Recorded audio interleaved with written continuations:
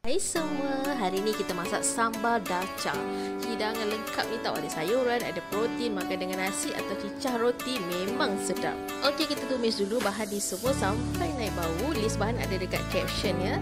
Okey, rasa dalca sedap ni mestilah guna serbuk kari sambal dari AKS Food. Jangan risau, ianya halal dan terjamin sedap. Nurul dah tak tambah serbuk cili ataupun serbuk kari tau. Cukup dengan serbuk kari sambal ni je. Kalau suka pedas boleh tambah. Okey, rempah dah masak. Nurul letakkan kacang dal yang dah siap rendam, kemudian tulang dengan isi daging yang dah siap rebus. Tambah air rebusan bagi lagi sedap kita punya kuah dalca ni kan. Okey, tambahkan santan, lepas tu letaklah sayuran yang korang suka. Nurul ada ni je dalam peti. Setengah orang letak terung kan, tapi kat rumah ni terung tak berlaku sangat. Okey, kita tambahkan seasoning untuk bagi rasa. Masaklah sampai kacang dal tu dah empuk, sayuran pun dah empuk, dah siap boleh hidang dengan nasi atau roti. Selamat cuba.